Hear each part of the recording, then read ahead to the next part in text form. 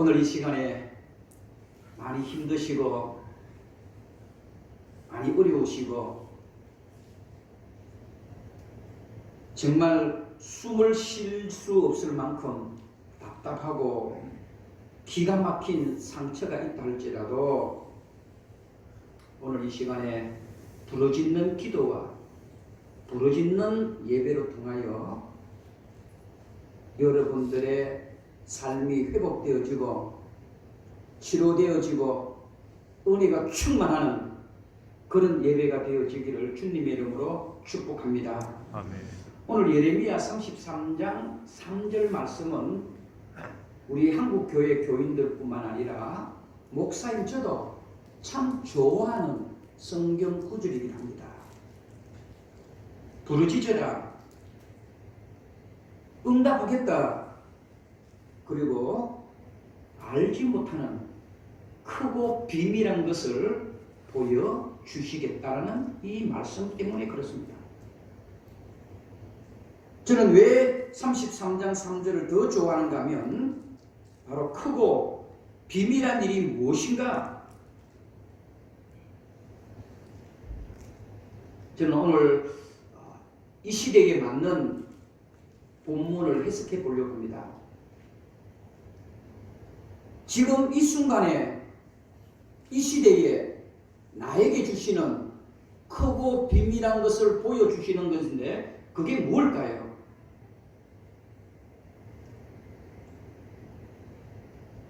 제가 목회를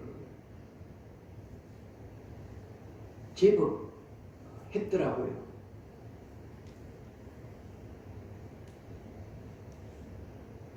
목회를 해오면서 많은 것들을 생각해 보기도 하고 또 잘못하고 있는 것은 무엇이고 또 목사가 변해야 될 것은 무엇이고 목회를 해오면서 행복할 때는 언제였는가를 이렇게 고민을 저는 하죠. 어느 목사님들도 다 마찬가지일 거라 생각합니다. 저 역시도 한번 생각을 해봤어요. 그 가운데에 이것이 저에게는 참 행복했던 시간들이었습니다. 가끔씩 이렇게 제 생리를 이렇게 당하면 성도님들이 이렇게 말씀하잖아요.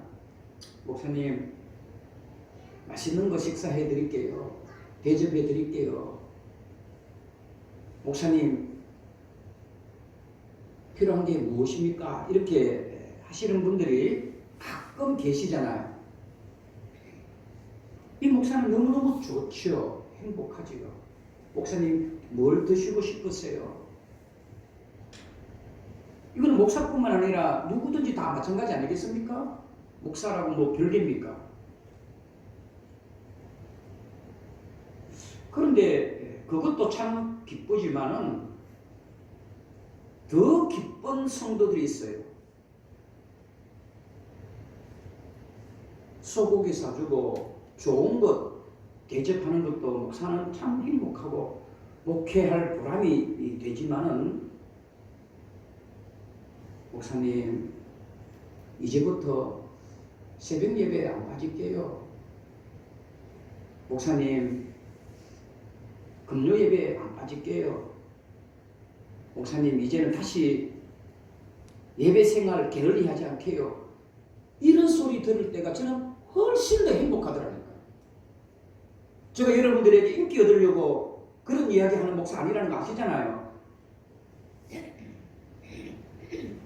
좋은 것 대접해 주시고 좋은 것 선물해 주는 성도들도 너무너무 좋지만은 제가 뒤돌아보면서 진짜 제가 좋았던 성도들은 목사님, 새벽 예배 이제 안 빠질게요.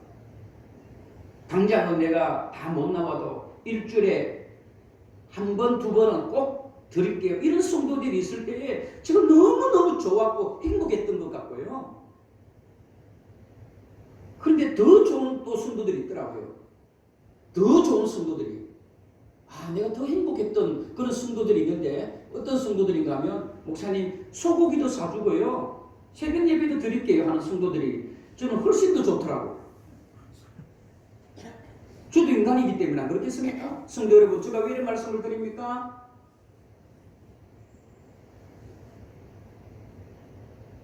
기도에 대한 이야기를 하려고 하는 겁니다.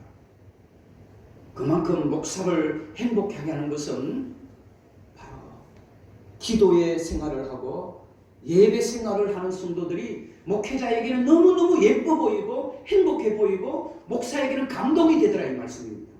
왜? 오늘 본문에 말하고 있잖아요. 기도하는 자에게 하나님의 비밀을 보여주겠다.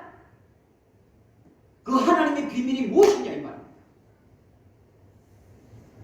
하나님의 비밀이 있잖아요.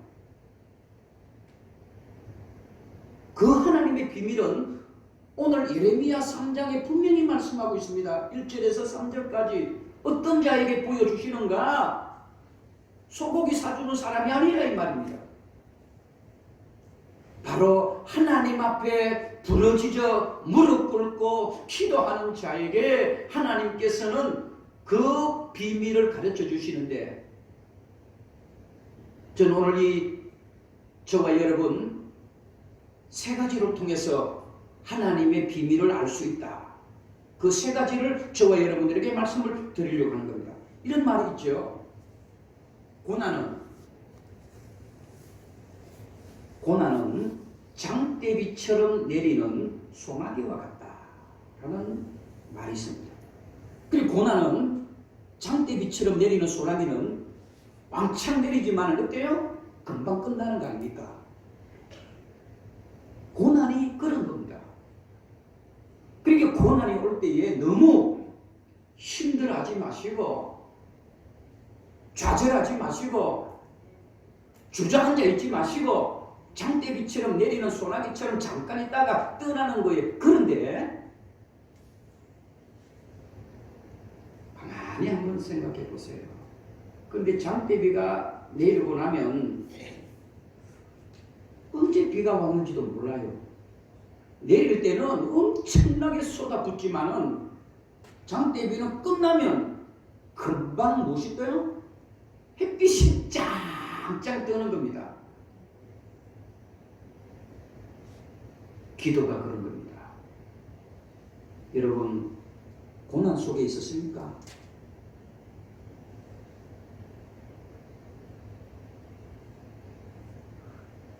우리 한 번 더 인사할까요? 앞뒤로? 우리 앞뒤로 한번 인사합시다. 예배 시간에 눈 뜨고 예배합시다. 시작. 예배 시간에 눈 뜨고 예배합시다. 바로 기도하면 고난 속에 하나님의 비밀한 것을 가르쳐 주시는 겁니다. 지금 여러분들이 장대비 같은 고난을 당하고 있습니까? 기도하시면 내가 왜 이런 고난을 당하고 왜 이런 어려움을 당하고 왜 이런 절망 속에 있는지 하나님이 보여주신다는 말입니다. 그 끝은 뭐예요? 하나님의 은혜입니다. 그게 은혜예요.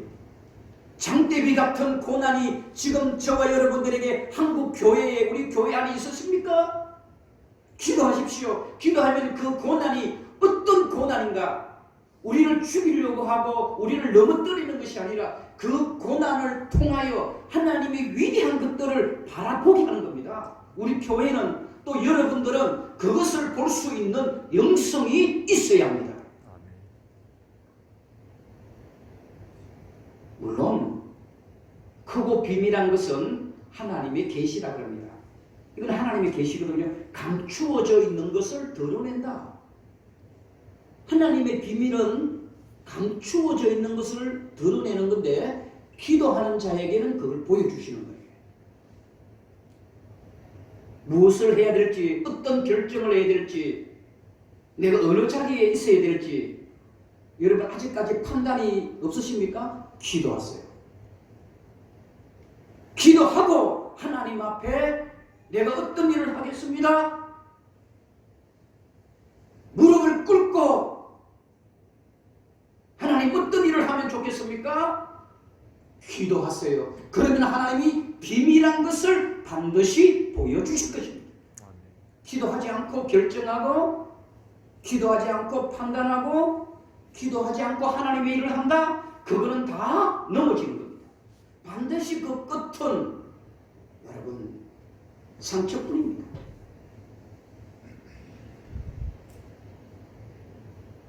십자가의 고난이 크고 비밀한 것을 보여주잖아요. 십자가만큼 큰 고난이 어디 있습니까? 그런데 그 고난 속에 무엇이 있습니까? 하나님의 영원한 영생의 부활이 그 속에 감추어져 있지 않습니까? 저와 여러분들이 왜 십자가를 지는 고난을 당합니까?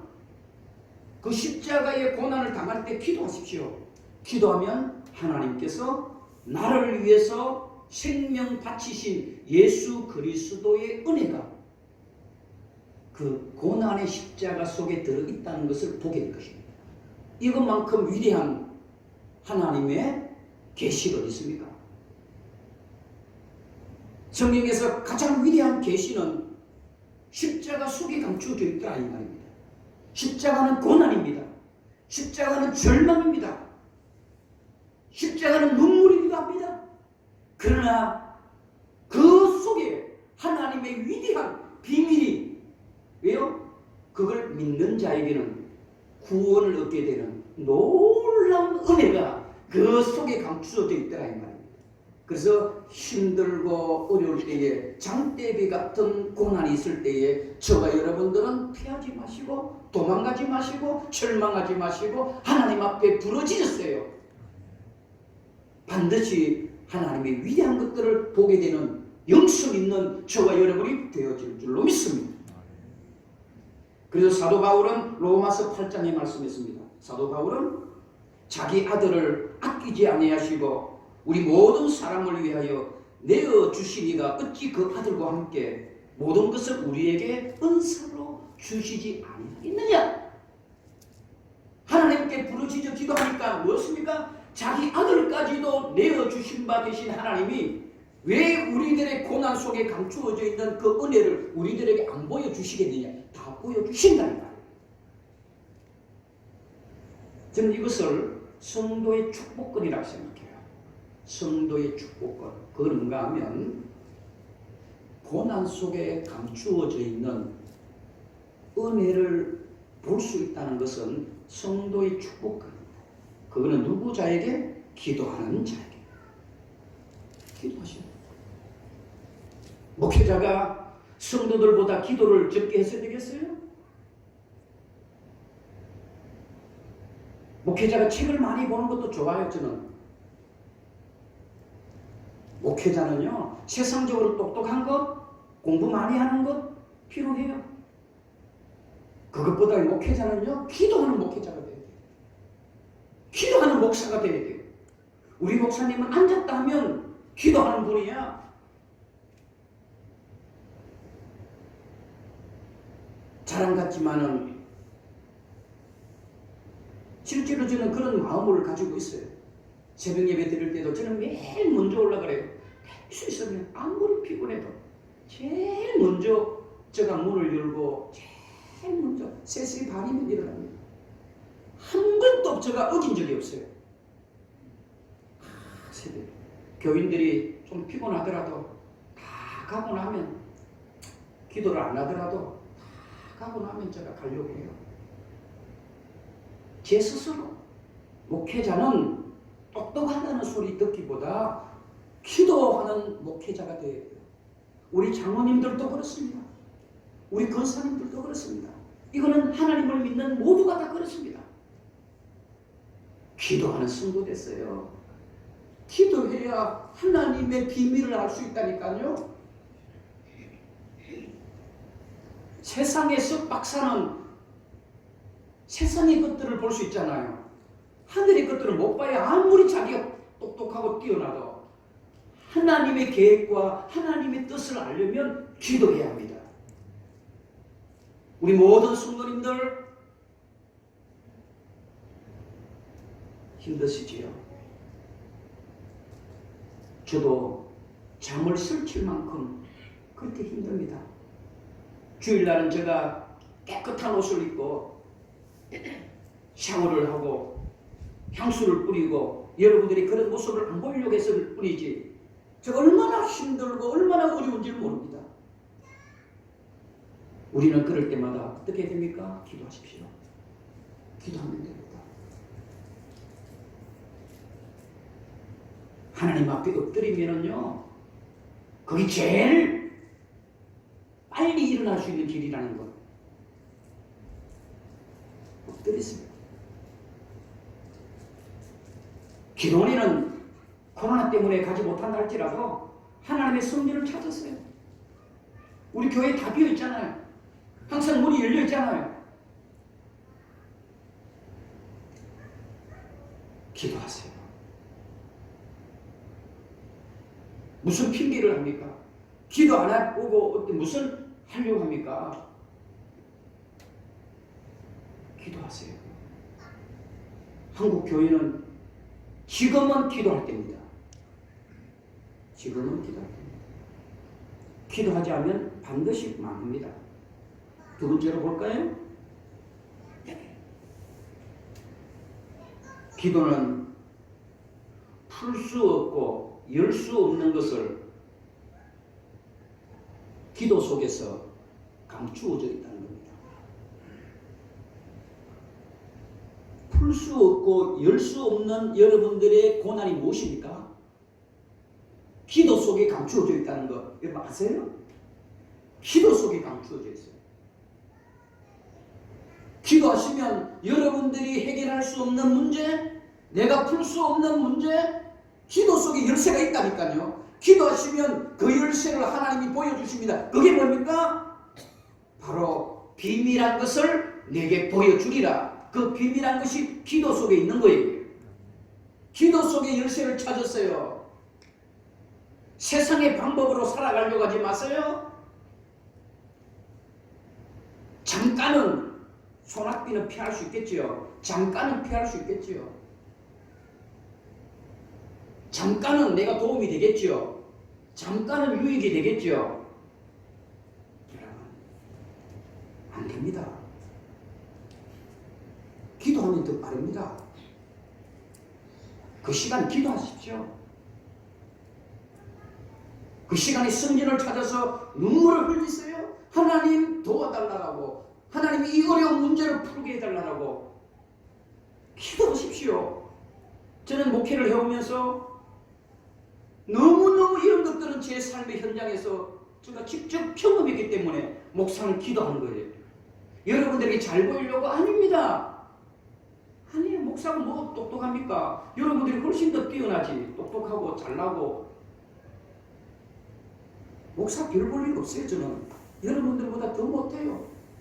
그런데 기도하니까 하나님이 다 주시고, 기도하니까 하나님이 더 귀한 것을 보여주시고, 기도하니까 우리 교회 3년 후에 5년 후에 아름다운 거룩한 비전까지도 하나님은 그렇게 만들어 가시더라 이 말입니다. 기도하세요. 기도하면 그 기도 속에 여러분들의 문제를 풀 수 있고 여러분들의 문을 열 수 있는 놀라운 역사가 그 속에 감춰져 있는 줄로 믿습니다. 히스기야 아시죠? 히스기야 왕. 구약에서 히스기야 왕은 하나님 앞에 정직한 왕으로 칭찬받은 왕입니다. 유다의 13번째, 13번째 왕이기도 합니다. 당시에 아수르 왕국이 아수르 북이스라엘을 쳐들어와서 점령해버렸어요. 멸망시켜버렸어요. 북쪽 이스라엘이 망했으니까 유다도 곧 망할 거 아닙니까? 세상말로 말하면 절단난 겁니다. 그리고 선포를 했거든요. 이제 유다도 점령할 것이다. 그때 왕이 히스기야 왕이었습니다. 절대 절명의 위기였습니다. 나라를 세워야 되는데 나라가 망할 위기에 있었습니다. 그때 이 히스기야는 하나님 앞에 기도합니다. 그게 바로 이사야 37장입니다. 여호와여 내 기도를 들어주세요. 하나님 눈을 떠서 내가 어떤 고난이 있는지 한번 봐주세요. 예레미야 37장 말씀입니다. 하나님 죽을 위기에 있습니다.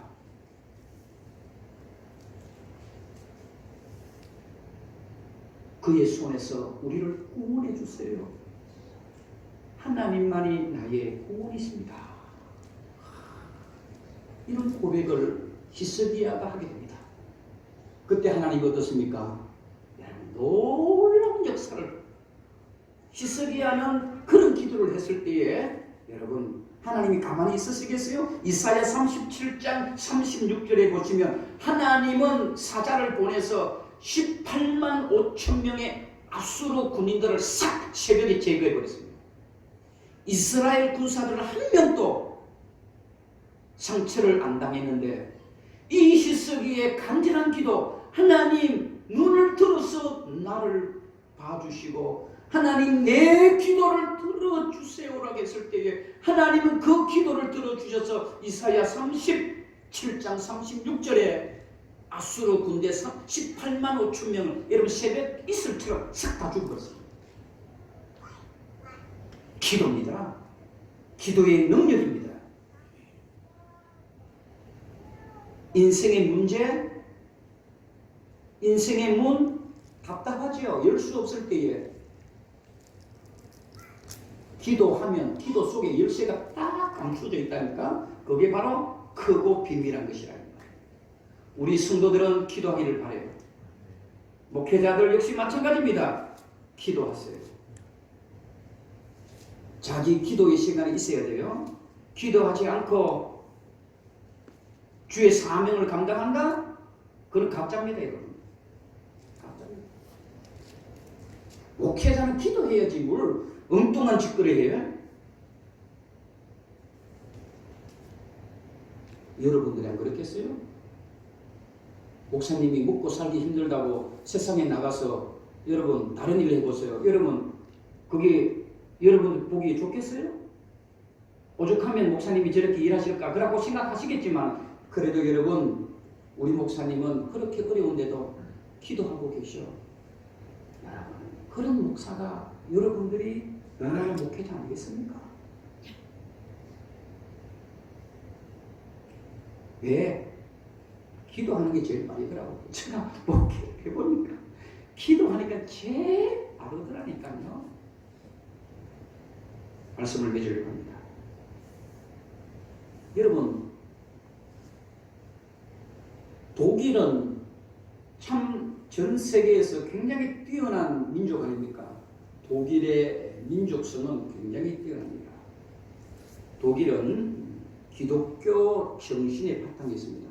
그래서 어떤 목회자들은 공무원이잖아요. 독일은 목회자들은 공무원입니다. 그래서 정부에서 돈이 나와요. 목회자들에게는. 실상 말하면 자격증을 가지고 있는 것처럼 그래요.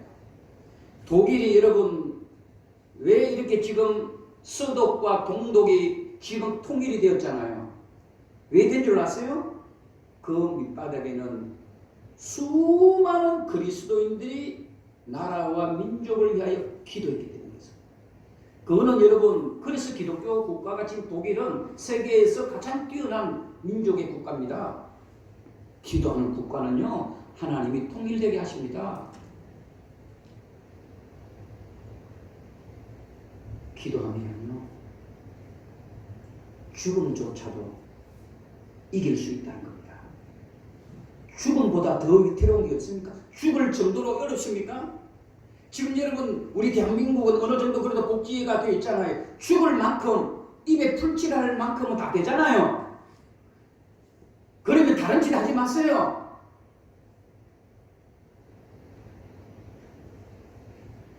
기도하면 어떻습니까? 죽음조차도 여러분 하나님은 이기게 해주시는 하나님이십니다. 히스기야 다시 돌아갑니다. 아수르에게 정복 당할 즈음에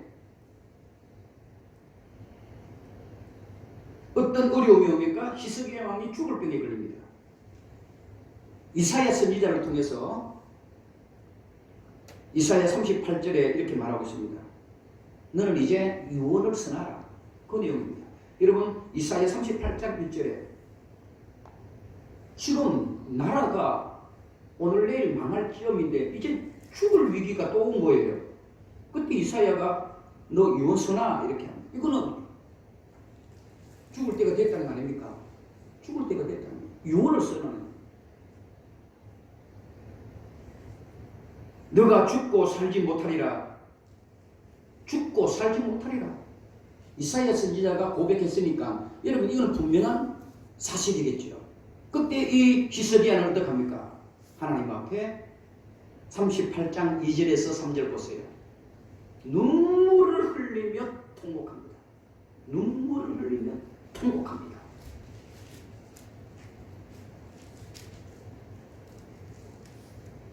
하나님의 생각은요, 이 히스기야를 죽이는 것입니다. 그런데 히스기야가 그 소식을 듣고 울며 통곡 기도하니까 어떻게 됐을까요? 죽음조차도 15년 연장되어지고요. 해가 10도를 물러가는 놀라운 은혜를 보여주셨지요. 바로 기도는 죽음조차도 피하게 하시는 하나님이십니다. 죽을 만큼 힘드십니까? 정말 그 정도로 힘드시면 저를 찾아오세요. 절대 그렇지 않도록 제가 해드리겠습니다. 그 정도는 먹을 수 있는 것은 드리겠습니다. 어떤 방법을 내가 먹는 것을 안 먹어도 죽을 만큼 힘든 분들은 저를 찾아오십시오. 그런데 그 정도가 아닙니까? 그럼 기도하세요. 기도하세요. 그거 해결해 주십니다. 해결해 주십니다. 하나님께서 크게 쓰시는 사람은 어떤 사람인지 아세요? 하나님이 크게 쓰시는 사람은 다른 것 아닙니다. 죽음조차 어려움이 있을 때에 기도하는 사람을 하나님은 쓰십니다. 다니엘이 그랬습니다. 다니엘. 이제 내일이면 죽습니다. 내일이면 죽어요. 그런데 다니엘은 하나님 앞에 기도합니다. 하나님은 그를 최고의 국무총리로 세워줬습니다. 요셉이가 그랬습니다. 죽음조차도 하나님께 기도하면 그 죽음을 이기게 하시는 우리 전지전능하신 우리 하나님, 그런 믿음을 여러분들이 가져야 합니다. 저는 지금의 우리 선한 목자교회가 어떻게 보면 그런 위기 속에 있다고 봐요. 그런데 저는 힘들면서도 저는 그렇게 실망하지 않아요. 왜? 제가 기도해 보니까요, 하나님이 보여주시더라니까. 제가 여러분 헛된 말로 보여줍니까? 하나님 앞에 기도하는 분들은요, 정말 이 목사의 외침이 믿어집니다. 믿어집니다. 3년 후에, 5년 후에 저는 어느 정치인이 헛공약처럼 표를 받기 위해서, 인기를 얻기 위해서 헛공약하는 그들 말이 아닙니다. 믿음으로 기도하니까요, 하나님이 보여주시더라 이 말입니다. 우리 교회, 우리 사랑하는 목자교회 한번 보세요. 3년 후에, 5년 후에 얼마나 하나님께서 위대한 일들을 만들어 가시는가. 기도하는 자는 그게 보여집니다. 목사님, 저는 그걸 보고 있기 때문에 여러분들에게 선포하는 겁니다. 재직세미나 재직들은 이 목회자의 거룩한 비전에 동참하는 자들이 재직입니다. 오이코노모스라고 하죠. 충직이라는 말입니다.